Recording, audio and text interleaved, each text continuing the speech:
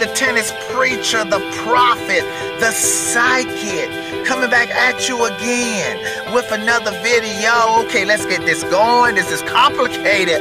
They asked Nadal back in 2003, 2004, you know, back when the Djokovic was at his highest peak. They asked Nadal who was the greater player between the Joker. I think they used the word greater player between the Djokovic and Federer, or best. I don't think they said better player, or best player, because those things are different. But I think they said greater player. And Nadal said it's complicated. Okay, of course we know Nadal and Federer are greater than the Djokovic now because they have won more majors and stuff since then. But I'm gonna have to use Nadal words. Nadal versus the Djokovic tomorrow. This is complicated, people. This is very complicated. Oh man, interesting.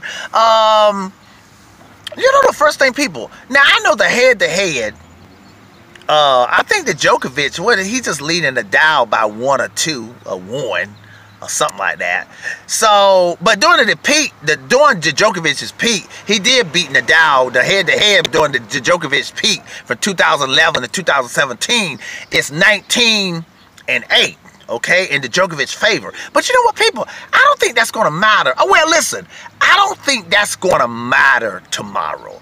I think it's about what you got now. Forget what happened in the past, okay? So I'm not going to talk about, I'm not going to Wikipedia. I'm not talking about how the Djokovic used to beat Nadal or how many times Nadal beat the Djokovic. I don't care about that right now. It's what do I feel right now about these two guys going to it and battling it out. Okay, let me just tell y'all. I'm going to make this simple, okay? I'm going with Nadal to beat the Djokovic, okay? I know the Djokovic could beat him, but I'm going with Nadal. And I'm going to tell you, people, it's what I've been saying the last couple weeks. Is that I know everybody's saying, well, we was debating, confused about, is the Djokovic really bad? And then more or less the last couple of days, 3 days, I think the Djokovic has convinced the tennis world that he's really back or fully back. Okay, however though, he hasn't totally convinced the tennis prophet, because what does fully back mean? See, when you tell me fully back, a lot of people just look at the skill level. Yeah, the Djokovic got the skill level fully back. The Djokovic got the level to a certain extent fully back. But people, I'm going to tell you what I doubt, that I don't think the Djokovic has fully back. He has a lot of it back. People, I told y'all about the believing in self, okay? Now I know there are people getting ready to jump in the comment section, and that's cool. They're going to say, no, imagine, man, you're crazy. You should have saw the Djokovic pumping his fist, and he was fighting, grunting, pumping his fist, pointing to his heart, saying he got heart, believing. People, listen. There's 2 types of beliefs. There's what you call the conscious belief and the unconscious belief. Okay, I believe that Djokovic has got back maybe 70%. See, I don't even believe he's got back all of his conscious belief, but I'm talking about unconsciously. I believe he's getting ready to face somebody who has a high belief in himself as a great tennis player, Rafael Nadal. And I believe that Djokovic consciously, I believe he got 70% of his belief back, believing in himself. But I believe there's a 30% that's that he hasn't gotten back yet. He hasn't gotten back yet. And I believe unconsciously there is a lot of belief that he hasn't gotten back yet.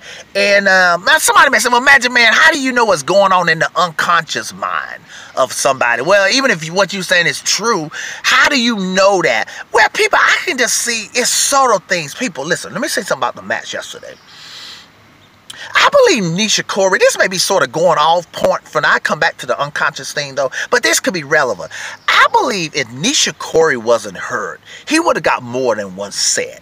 You remember in my preview, I did say that the Djokovic will win, but I said don't be surprised if Nishikori upset the Djokovic. And it looked at one time that could possibly happen after Nishikori won the second set. But I believe if Nishikori wasn't hurt, I'm not going to say that Nishikori would have beat the Djokovic, but I believe it could have gone 5 sets or something, okay? Now let's bring this back to the unconscious belief thing. Why do I think that the Djokovic may not believe in himself to the level necessary to beat Nadal on an unconscious level? See, people, let me just say something here.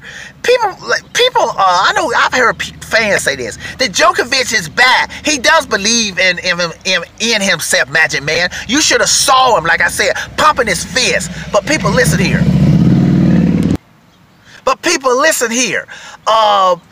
I think that Djokovic is trying to believe in himself. See, there's a difference.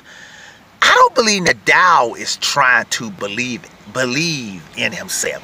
I think that Djokovic is trying to pump himself up to get to the belief level that is necessary to win the Wimbledon. Okay? I think he's close now. Listen, this is going to be a hell of a match, man. Like I say, the Djokovic could beat him, but this is going to be a hell of a match. But I believe that's the difference. I believe at some point, now I'm not saying that Djokovic is going to go in there where you're going to see him doubting himself. But if Nadal is able to top the Djokovic's level, it would be that unconsciously, the Djokovic, and see, doesn't really believe in himself on the level that Nadal believes in himself. And people, let me say something about that unconscious belief and the conscious belief. That controls the level.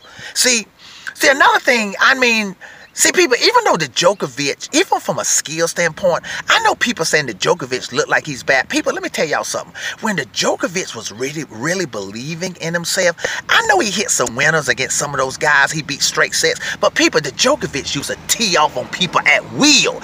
He hasn't really been able to do that. Just tee off at will. That's because the belief isn't there.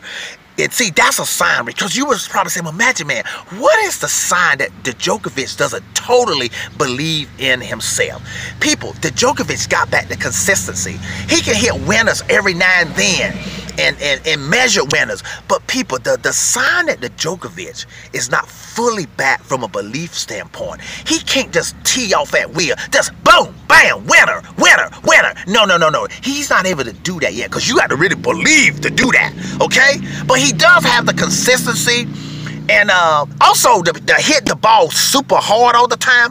The Djokovic, people may say, well, Magic Man, the Djokovic never really hit the ball hard all the time. A lot of times he just sort of played this sort of get back the ball tennis and let the other guy mess up. No, when the Djokovic went to his super level, he could hit the ball with big power and tee off on Nadal and Federer, okay? So I think the Djokovic, as well as he looks, he may be back in every other way.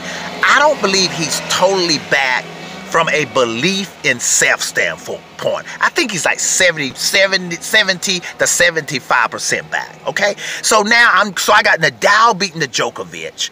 Now like I said, I could get this wrong possibly, but now, do I think this? How many sets do I think this will go?